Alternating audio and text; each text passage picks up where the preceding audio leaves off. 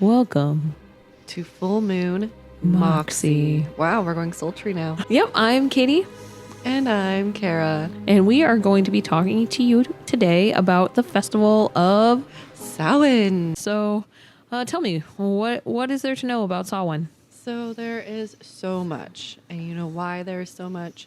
Because this is not just some commercial holiday that you go to Spirit Halloween for that was invented by the candy companies. No. Samhain is an ancient practice, an ancient festival that has been going on for thousands of years across the globe. And it's amazing. Like, so in my research, the amount of not just like Samhain-esque days there were, but also, so for example, it's celebrated in Mexico, but you know, nowadays America is starting to celebrate it as well, or at least acknowledge it, surprisingly. And you'll understand in a moment. But the day after Halloween, so November 1st through 2nd, is Dia de los Muertos, or the Day of the Dead.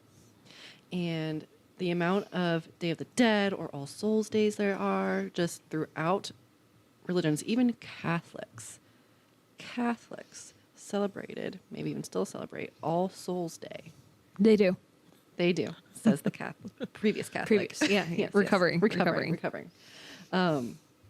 So the fact that there's something magical, at least, and I'll do this asterisk, at least in the northern hemisphere of the globe, there's something just known and felt during this time of year where it's like, okay, when they say the veil is thinning, like historically you can see with all these shared practices without people like necessarily like, hey, yo, Todd in Taiwan, let's celebrate Halloween, right? Yeah. No, people were like naturally celebrating and honoring their dead. And that's another reason why it's one of my favorite holidays. It's about honor and celebration. Like, just, it's not just fun. It is fun, but it's just this beautiful time where you get to kind of go inwards a little bit, but with others, if you want.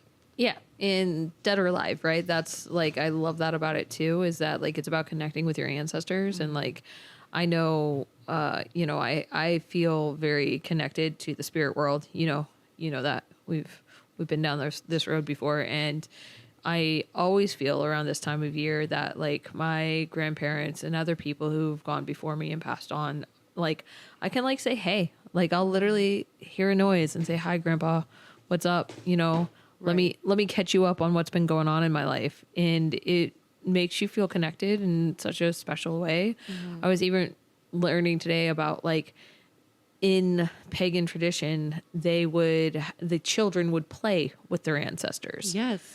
Yes, absolutely. And it's funny you mentioned that because on the podcast that I was listening to called And That's Why We Drink, hilarious podcast. But they did an episode on activities that you can do in the graveyards, and like not disrespectful ones necessarily, like ones that, for example, graveyards used to be designed for, and I guess still technically are designed for, being places of gathering. And so going in and communicating, celebrating Halloween, birthdays, other celebrations with your loved ones that are in the grave that have passed on, or even just going playing games with them. Not the Ouija boards, but don't play. Respect. Playing games with them, or finding like a scavenger hunt. I love that. I love that. And just bringing joy back to the graveyard. That's beautiful. Just because people have passed on doesn't mean that graveyards have to be this solemn, dark, grim, place. I mean, the underworld, the afterlife, yes, we don't know much about it, but it's in other cultures, it's commonly a place that's revered, it's celebrated. Death used to be celebrated. Just look into ancient Egypt. Yeah. Right? Ascension. Yes. As I get off topic. Oh, what's a tangent? I don't know. But so it was interesting to me to find kind of these correlations between Samhain, which, fun fact, is, did you know Samhain is the witch's New Year? Oh, well, yes. Happy New Year to you, my friend. Yes, we're not quite there yet, but not New Year, like not New Year Day, but New Year's Eve. Yeah. Oh, lovely, yes. lovely. So and the eve of New Year's. So that's why it's called All Hallows Eve, or part of the reason why. I love that. I love that. And then All Souls Day was like the new year. So throughout October, the veil, it's thinning. And when we say the veil, we're talking about that invisible sheer between us, the living, right, and those who have passed on. So some people believe that, at all times, the spirit world is interacting with us here in the physical world. And as you just mentioned not too long ago, like how sometimes you'll hear a random noise in the house and like, oh, hey, Grandpa, what's up? Sometimes that'll become more frequent when the veil is more thin. Yeah, it's true. And I think I it's not a secret to anyone I know that my last house was haunted. 100%. There were no questions about it.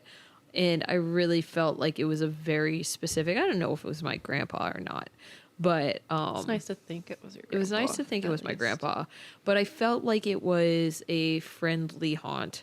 I felt like it was like I just moved, and I'm not going to lie. I was sad to leave my ghosty friend. I remember, like, you did a little parting ceremony with him. Yeah. Or her. So, or yeah, Them. them, whoever they are, grandpa or maybe not grandpa. We miss you, and we hope that you are haunting the house in a really pleasant way for the new owners. Fingers crossed. But anyway, so Samhain, ancient Celtic festival. And so the land of the Celts, that took up Ireland, Scotland, England, parts of Wales, but also northern France. Ooh, I didn't know that. I didn't know that either until recently. Thank you, history.com. And so these rituals were celebrated all across this part of Europe. And so it originated as a pagan festival, but guess what happened to Europe at some point in the past? Christians? Yeah, in essence, the Romans, who did bring about Catholicism and Christianity. And so with the original pagan holiday of Samhain, it was all around the hearth fire. So communities would light this giant bonfire, and each family or each household would take from the giant bonfire in the center of town and bring it to light their own hearth at home, really connecting the community. So the thing about like a lot of pagan societies and like these ancient societies, like Celtic folk, are that they were very collectivist. Whereas here in the States, we've grown into and promoted an individualistic society. Yes, highly. So, which is another reason to just celebrate Halloween, because it's one of the few times a year that we get to, as individuals in this individual promoting society of America, we get to come together and celebrate as a community. Yeah, you're right. I mean, like, you don't always get to know your neighbors until you see their adorable children knocking on your door and asking you for candy, which I don't care if I get trick-or-treaters. I'm always buying the candy just in case. I don't know about you. I like it. I like it a lot. Always getting the candy just in case. And I think it just, like, I always, every year, have it's not a Halloween party, but I have a little community movie night. And it is, of all of the things I do all year, it's my favorite because it's just a chance to, like, chill with your friends, to have a little fire, to watch a film, to, spend some time together. And, it doesn't have to be anything crazy, but the more that we come together as a collective, the more I feel connected to myself, honestly. Yeah, no, that's beautiful. So kind of continuing on with some of the activities that people during Samhain used to do, costumes. Costumes have been around. Originally, it was to like hide and confuse the dead or the trickster spirits and be like, oh, that's not a human. Let me go over here to this other human and find somebody. So it was really promoted and encouraged to dress up for Halloween. Originally, the jack-o'-lantern used to be a turnip, which I feel like is becoming more and more common folklore, or knowledge, I should say. And did they carve the turnip? They did. That's awesome. They used to carve it. If you look at pictures of old turnip carvings, they are very unhinged. Oh, I can't wait. Like, I'm 100. oh I'm my 100% looking this up. 10 out of 10 would recommend. And then, so when the Romans came in, the Romans, of course, did what they do best and started to merge some of these holidays with some of their own holidays. And those two holidays were Pomona and Feralia, which celebrated the late October passing of the dead. So they're still kind of honoring some of the traditions of Samhain with honoring the dead. And then Pomona is the goddess of fruit and fruiting trees. And some believe this is where the tradition of bobbing for apples came from. Oh, that's beautiful. And I was actually just learning a little bit more about apples in relation to Samhain. It is like one of the fruits that is seasonal, and it's one of the fruits that you can just use to do a little spell with. So you can just take that apple peel and do a little peeling with it and then plant it in the earth. Simmer pot it. So many things that you can do to help you connect with this beautiful planet and to help you connect with your spirituality. And so that's very interesting that it goes all the way back to really the beginning of Samhain's history. Yeah. Yeah. Yeah. And then, so Samhain came to America with the Irish during the Great Potato Famine. And so that's when it started being introduced into the Americas. And funny enough, people used to go trick-or-treating not for candy, but for normal food and money. Honestly, we're almost back to needing to do that. I mean, hi, trick-or-treat, Venmo me. Oh, Here's my Venmo. let's start that.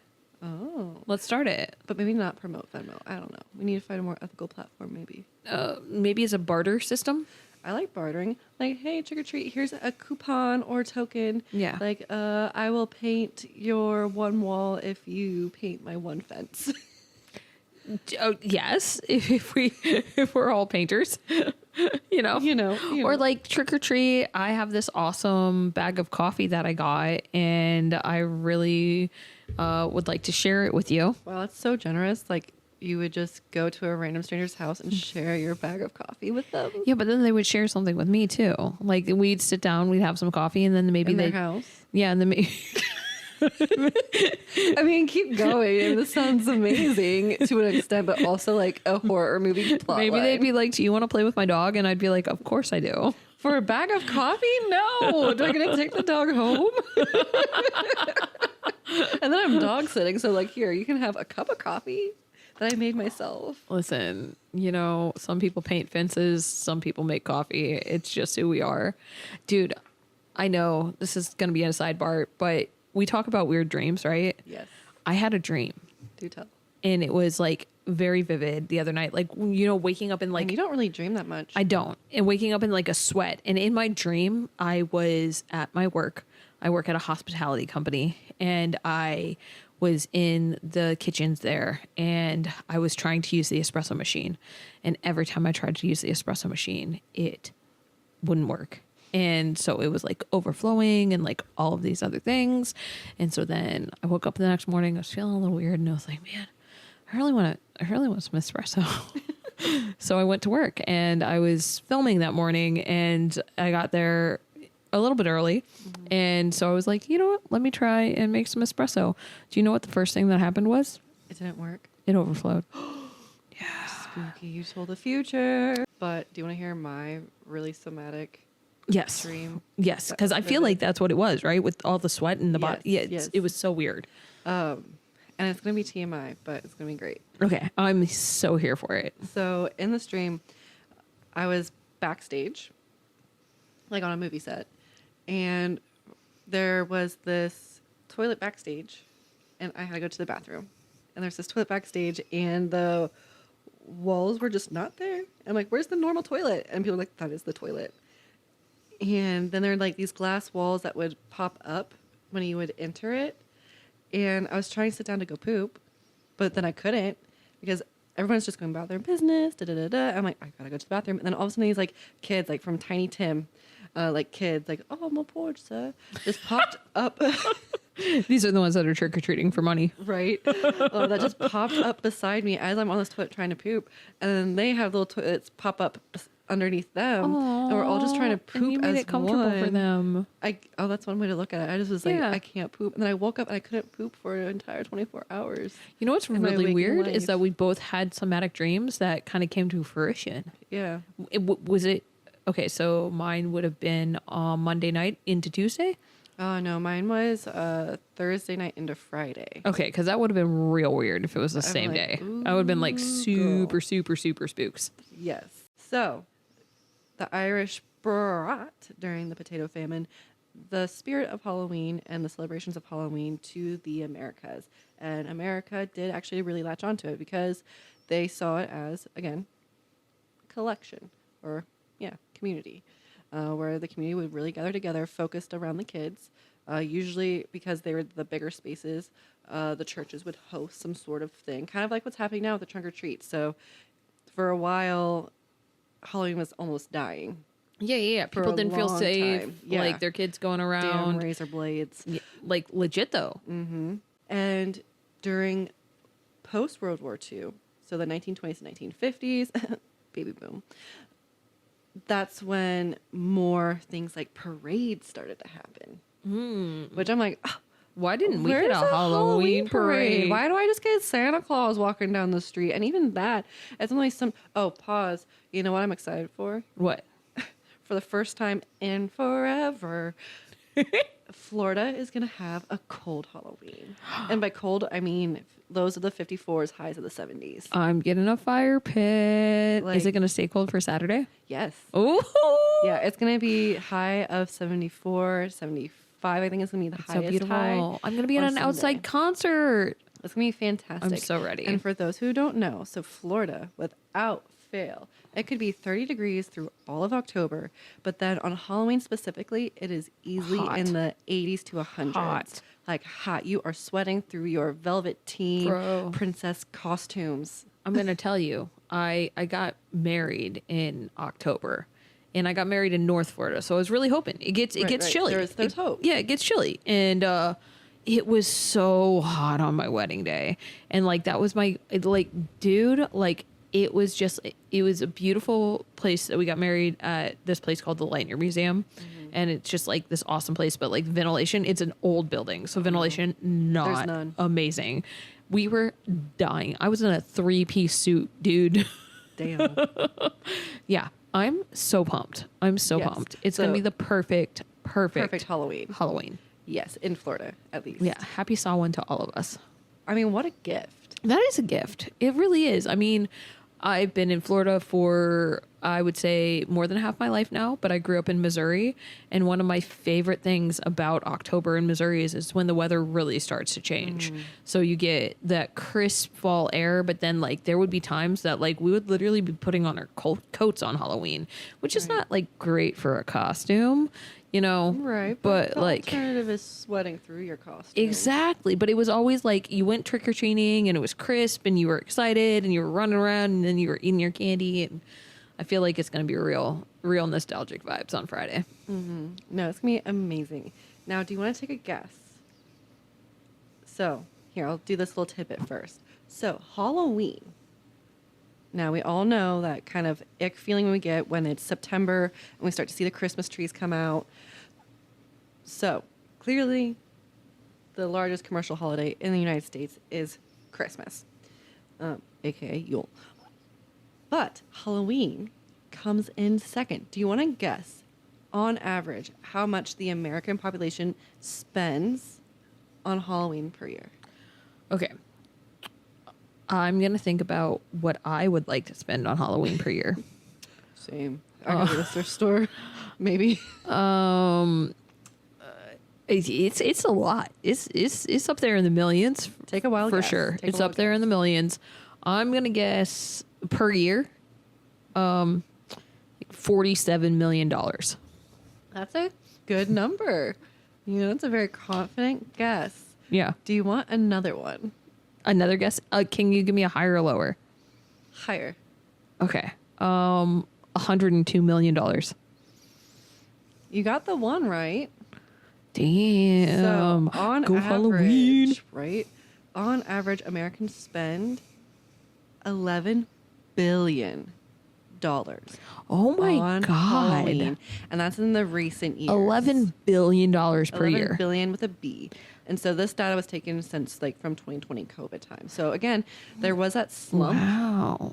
you know, where people like just really weren't celebrating Halloween except for us just true diehards over here. But what's even more fun is that in 2023, people spent $700 million on pet costumes.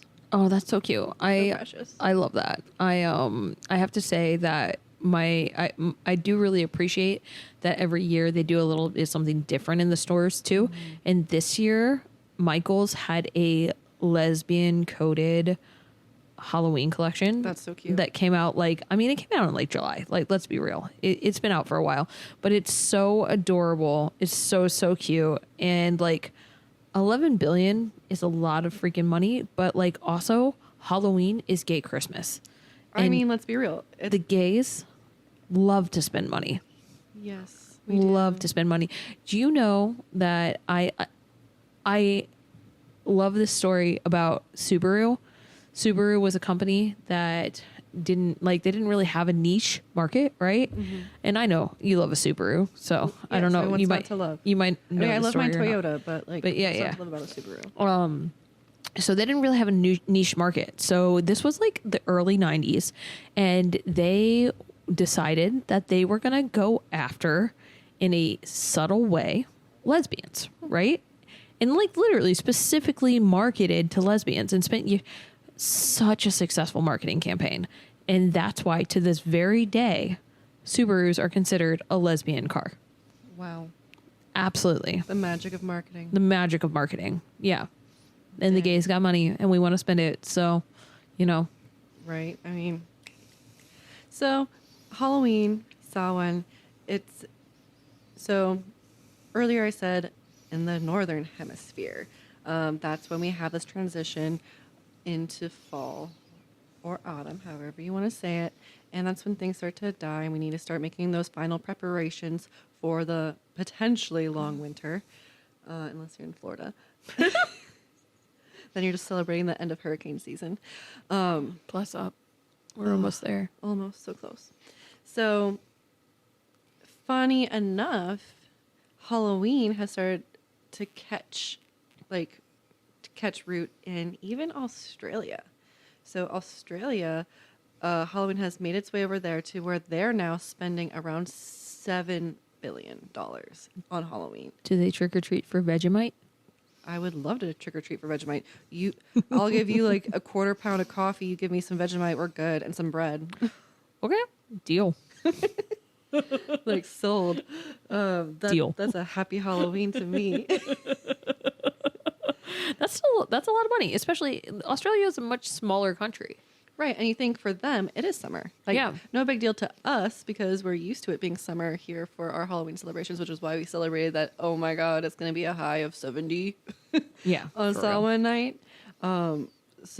But they're literally celebrating the harvest. Well, not the harvest, but like the summertime, That's beautiful. right? And so now they're starting to bring in more of a summerween vibe into the Down Under. I love Summerween. Actually, you and I have been celebrating Halloween since about May, I would say. I would say. Yeah, I think May was when we started saying it was Summerween. Yeah, like I don't want to say it's my entire personality, but it is a big part of my identity. I think part of what the gays love about Halloween is that it's a day where it is absolutely normal to put on a costume and be whoever and whatever you want. Right. No judgment. No hate. Everyone comes out in a little way on Halloween. Right. So other things that happen to be happening right now, as we talked about, we both have had some weird somatic stuff. I was just feeling like blah today. And like usually when I feel blah, it means that there's something going on out there in the universe of things. So and is there. We got there. some transitions coming up, and I'm sure you're about to talk all about that, aren't you, Kate? Yeah, so it is Scorpio season. So shout out to all my Scorps out there. I mean, they get a bad rap, but like some of my best friends are Scorpios. I find that female Scorpios. Yeah, specifically. I find that I get along really well with Scorpios. Mm-hmm. I get along well with Aries. I get along well with Sag, and all of the signs that people are kind of like Like, what are you talking about? Sagittarius is great and known to be great. oh, 100%. Yep. You guys are. We have no flaws. No flaws. But I do get along well with Scorpios, but Scorpios have this deep intensity about them, right? And so I think that's why they get a bad rap, because they feel they're water signs, right? So they feel a lot. They've got a lot of emotions. They're very intense. They're very passionate. You know, like they're kind of like the Draco Malfoy of signs. If I had to give them like a character, you know what I love too about Scorpio, out of all of the signs, they are the most, and again, this is mostly the females, but they are the most visually identifiable. Oh yeah, you look at one and you're like, that's a Scorpio. Like, Scorpio somewhere, girl. That's a Scorpio, babe. Oh. Like she's. What's your birthday? Oh no! Oh way. no, it's rising. Okay. Oh, and your moon. I knew it. I knew there was Scorpio there. Yeah, no, definitely. I feel that way. And so we've got all of this deep, passionate energy. The veil is thin. And it is the retro shade period for our favorite planet of Mercury. Mercury is a planet that rules communication. It is my ruling planet, as I just got called out as a Gemini, which is very, very clear to pretty much anyone who meets me. Do you find that most Mercury retrogrades you struggle? Yeah, 100%. No matter what sign they're in? It doesn't necessarily. We had one in Gemini this year. It was not the worst. I sold my house, which was excellent. Totally unexpected. That took forever to happen.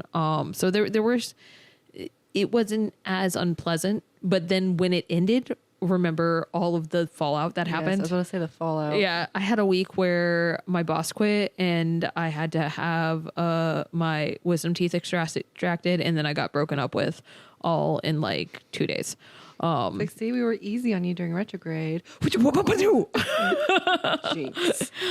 So yeah, I find that if it's in my sign, it there can be a little bit of kismet. Yeah. However, go ahead. However, then I think that's why when we came out of it at that point, it was like, oh, here is everything else that you've been shielded from during this time. Yeah, because I found that Mercury retrograde, and I'm going to touch wood, really does not affect me. At all. At all. And interesting. So the only time that it's ever affected me in my memory is when it was in my rising sign. So when Mercury retrograde was in Leo, that's when, oh my gosh, I was traveling and I had all these travel issues happen, from like being scanned by a car rental company and having to, it was a whole mess. And by the time it ended, things were just better. But yeah, so that was the only time I really had a big issue with Mercury retrograde. And oddly enough, I think I feel it more so with travel because I already break technology. It's interesting. I'd like to know where Mercury is in your chart, because like I said, as my ruling planet, I am always highly impacted by Mercury retrograde. And so today I was just feeling, like I don't wanna, like I just don't wanna, and things were just kind of starting to get a little squirrely. And so then I looked it up and I was like, of course, I knew it was coming, but I didn't realize that we were already in the shadow period. And so, just a little bit more about what to do, what to expect during this time. They say don't sign a contract. They say don't travel. They say during the shadow period specifically, or during all of retrograde? During all of retrograde, because there are just potentials for misunderstandings. There's potentials for delays. It also rules like you just mentioned, technology. So that's when, everything's going to go a little wonky. Definitely don't use a Ouija board during this time period. The veil is thin. Mercury's in retrograde. Someone's going to be like, hey, it's me and grandma. That's not going to be grandma. 110%. That's not going to be grandma. Stay away from those boards. I would just say don't use a Ouija board. Just don't even make your own Ouija board. Do not do it. Period. Full send. Full send. Do not. But what we should do is a little bit of an oracle pull to see what we can expect out of this retrograde period. What we can expect, or how we should nurture. How about a little bit of both? How we should nurture ourselves for what's coming in this period that we are going to be experiencing starting now, because we're in the shade all the way through almost the entire month of November. So it's going to start in Scorpio, and then it's going to go into my favorite sign, my sister sign of Sagittarius. It's the best. It's the best sign. I'm going to have to say, I told you I get along with Scorpios, but every time I meet a Sag, it's a vibe. You don't have to butter me up. No. It's not just you. Like, I've got a lot of other besties who are Sages. And the other sign I get along really well with is another sign that people sometimes are like, it's Capricorns. I love a Capricorn. Yeah. Out of all the earth signs, Capricorns are my absolute favorite. They get such a bad rap for no reason. Like, I'm like, you don't understand money. I know. I need you. And Capricorn is my rising sign, so I feel Makes like sense. it's my shadow self for sure. But yeah, no, like particularly people who are born towards the end of December, beginning of January, like in my life, I've met so many of them. I've got along like, my niece who I'm super close to, my bestie. I have literally had 3 people in my life have the same birthday that were besties at different points in my life. Wow. Yeah. So Ooh, I love a synchronicity like that. Yeah. It's like, ooh, what does it mean? Like, what's that numerology? At But- one point, it was two of my roommates who I was living with at the same time. They both had the same birthday, and it was like 2 days before Christmas. Wow. Yeah. No, I love a Capricorn. Like, I don't know. Like, they're grounded, but they're also down for a fun conspiracy theory. Oh yeah. Well, I mean, most of them. Yeah. It really depends True. on what else is in. And they love. And by conspiracy theory, I just mean like the fun, weird ideas. I was gonna say they love to throw shade. Oh my gosh. Let's talk. Like They do. it's just fun to talk and hang. You ever play a board game with a Capricorn? Yes. Yeah. Yes. Yeah. Yeah. It gets intense, man. You know, at that point, my goal is no longer winning. But anyway, so Okay. now we're going to do our oracle reading. So how many weeks are in this retrograde? So the pre-shadow period started on the 21st, which was, I think, last Friday. The retrograde really goes full retrograde on the 9th. And then I believe we go through like the end of November. So we're really looking at A like month. maybe 5 weeks. Like I would say there's about 5 solid weeks here. I think it's actually December 4th or something Really? like that when it. I don't know. I'd have to check this. Well, because there's a post period. It's 4 weeks of draft. You've got 2 weeks of shadow on either side.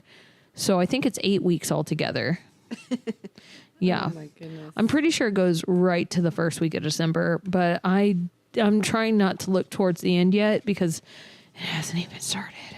Okay, cool. So we're going to do a reading on ways we can nurture ourselves as a collective going into this retrograde I love that. via the oracles. And so let's see. The first card will be kind of what we're expecting. What is it? I will tell when. Okay, fine. What we are expecting. So that is the weasel. I that am doesn't expecting just- a weasel. I don't know how to Bro, take that's that. what I'm telling you, though. I feel it. I feel it already. It's going to Okay. get Weasley.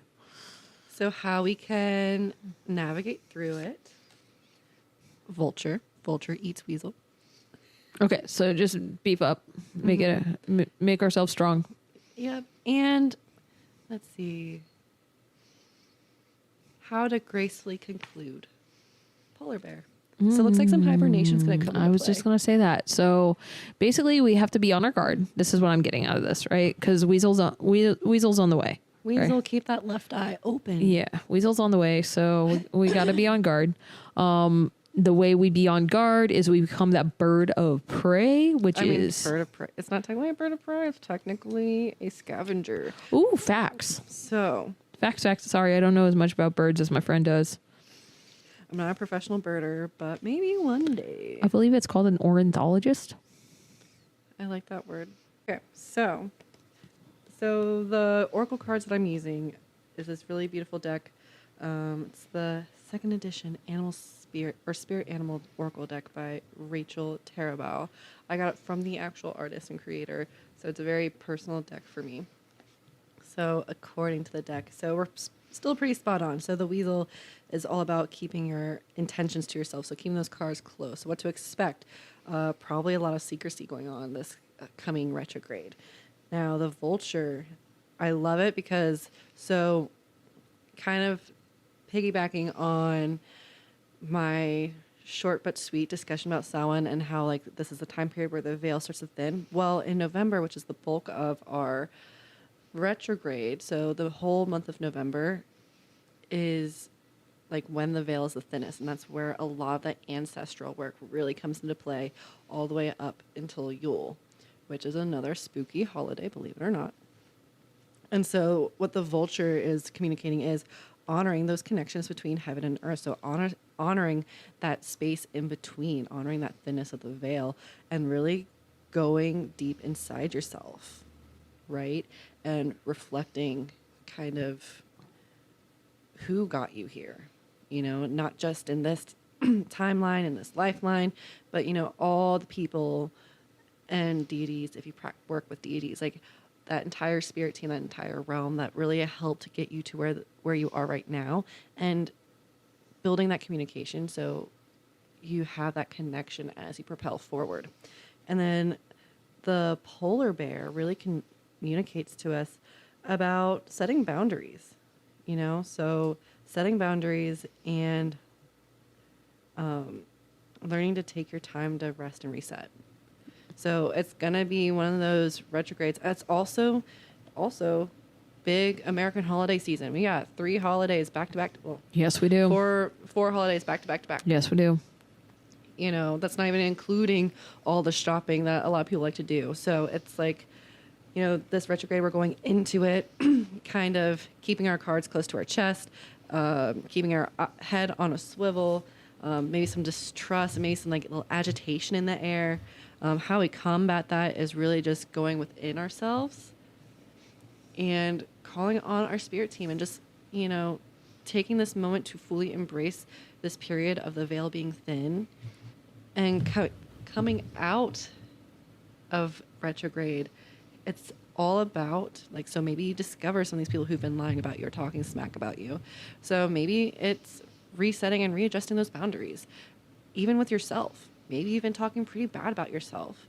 So perhaps you set that boundary of like, my spirit team, my ancestors didn't do all that they did for me to talk smack about myself.